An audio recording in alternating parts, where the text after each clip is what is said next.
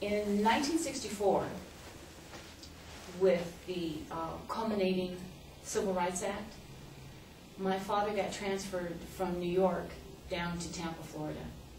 And he knew he was getting ready to go to Vietnam. And at that time, your family could not stay in a military installation. And so we had to find a place off the base in Tampa. And we had a very difficult time finding a place to live because my father did not want to live in some place that was segregated. So we found a place that this very nice Italian couple let us rent this house. And I was right on the borderline between school districts. And at that time in Tampa, everything was segregated.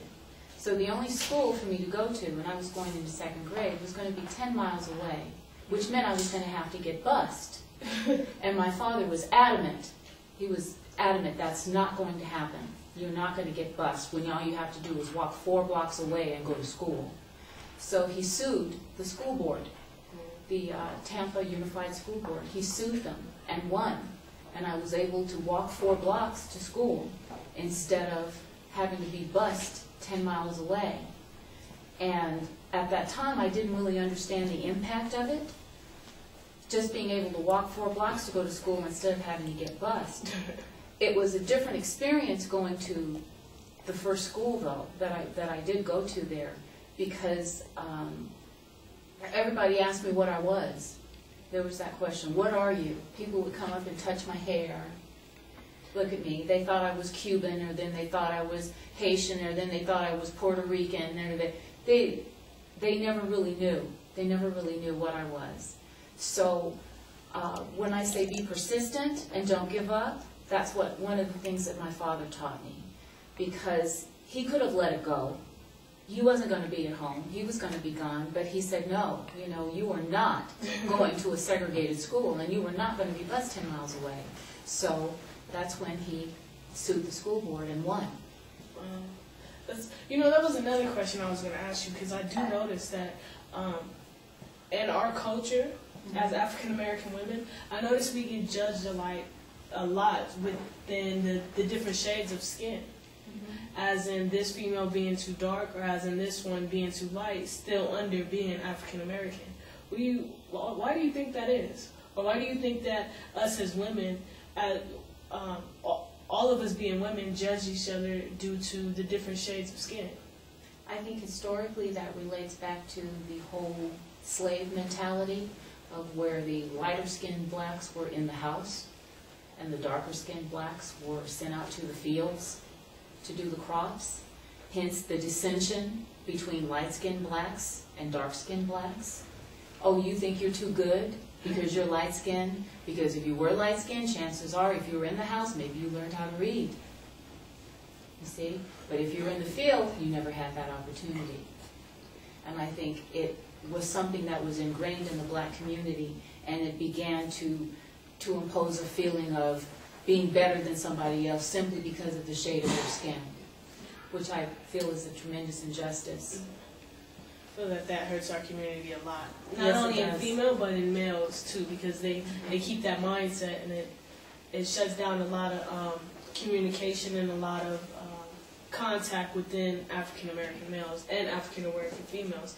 I tend to see light-skinned girls, or what you would call light-skinned girls, hanging out all together, and then you see a group of black girls hanging out all together. I think it's kind of sad. It is sad. It's sad because what color is love? Love has no color. There is no color for love. And everybody that I know is so mixed. Why does it matter? As far as race, we're all one race. We're the human race. And that's how everyone should see it. We're all the human race.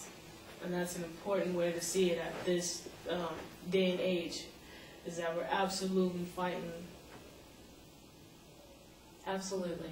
Absolutely. And things have changed. Yeah. There have been a number of things from my past that really made me think about things. I remember before 1964, I think it was probably around 1960, I was visiting an aunt in San Antonio.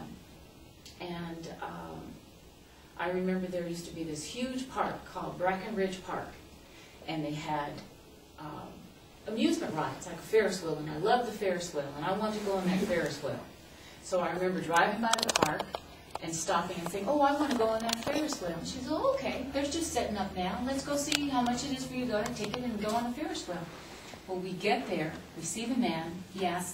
My aunt asked him, how much for my niece to ride this Ferris wheel? And he said, you can't go on that Ferris wheel. And she said, well, why can't we go on that Ferris wheel? He said, because it's not Colors Day.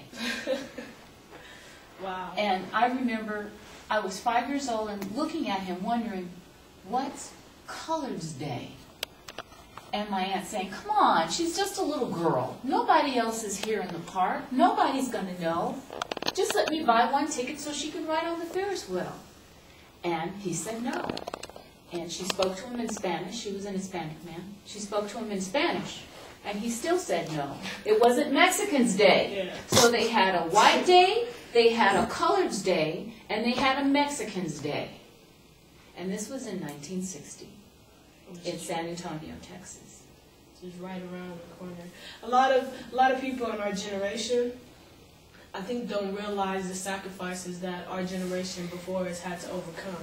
And I think that has a lot to do with the discipline in our children or in my generation today. I feel like the lack of knowledge of our history, due to the fact that nowadays we have different school history textbooks which takes out certain information.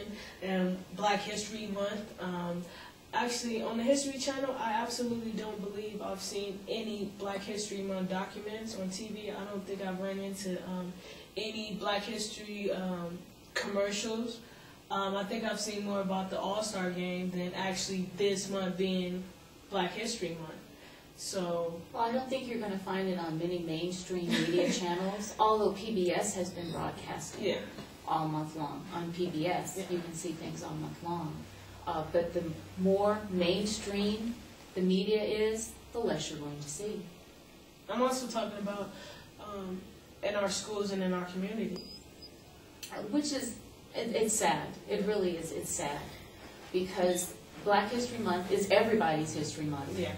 It doesn't just affect Black people, it affects everyone because it's American history.